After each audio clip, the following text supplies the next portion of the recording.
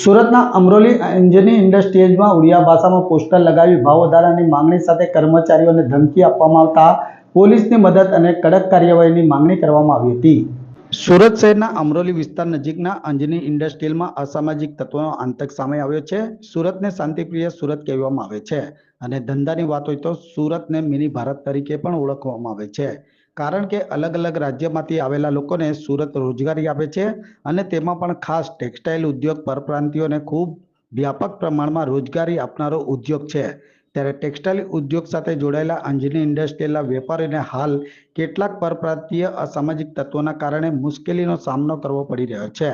અમરોલી નજીક છેલ્લા 4 દિવસથી કાપડનું ઉત્પાદન કાર્ય બંધ છે અને આ ઉત્પાદન કાર્ય બંધ હોવાનું પાછળનું કારણ એવું છે કે કેટલાક અસામાજિક તત્વો દ્વારા ઉડિયા ભાષામાં અલગ અલગ જગ્યા પર બેનરો લગાવીને ભાવ વધારાની માંગણી કરવામાં આવી છે।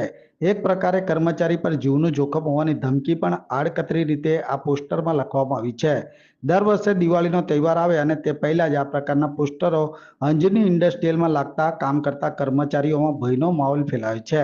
છેલ્લા 7 વર્ષથી ઉડિયા ભાષામાં જે પોસ્ટરો લાગે છે તેમાં કોઈ વખતે ગુપ્તાંગ કાપવાની ધમકી તો કોઈ વખતે શરીરના અંગો કાપવાની ધમકી લખવામાં આવે છે। ત્યારે આ વર્ષે ભાવ વધારાની સાથે જીવનું જોખમ હોવા બાબતની ધમકી પણ આ પોસ્ટરમાં લખવામાં આવી છે।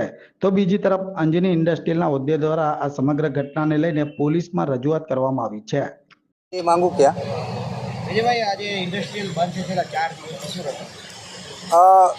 देखो उड़िया भाषाની અંદર છેલ્લા 7 વર્ષથી આ પ્રકારના પોસ્ટરો દિવાળી પછી લાગતા હોય છે। આ વખતે કોઈ ચોક્કસ લોકોએ નક્કી કર્યું છે કે ભાઈ આપણને દિવાળી પછીના જે સમયની અંદર પોસ્ટરો લાગે છે એમાં આપણને ફાયદો થતો નથી, એટલે આ વખતે દિવાળીના 1.5 મહિનાનો સમય હજી બાકી છે, ત્યાં આ પ્રકારના ઉડિયા ભાષાની અંદર પોસ્ટરો માર્યા છે।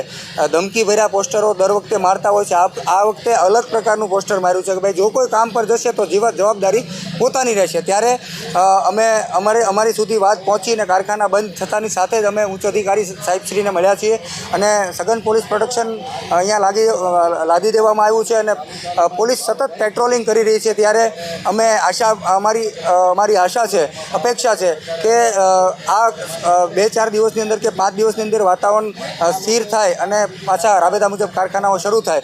આપના માધ્યમથી હું એટલું જ કહીશ કે કારીગર અને વિવર્સો વચ્ચે જે વૈમનસ્યનું વાતાવરણ પેદા કરવામાં આવ્યું છે એને ચોક્કસ પોલીસ મધ્યસ્થી બની અને અટકાવે અને આ પ્રકારનું હીન કૃત્ય કરનારા લોકો જે છે એમને ચોક્કસ કડકમાં કડક કાર્યવાહી કરે એવી અમારી માંગણી છે।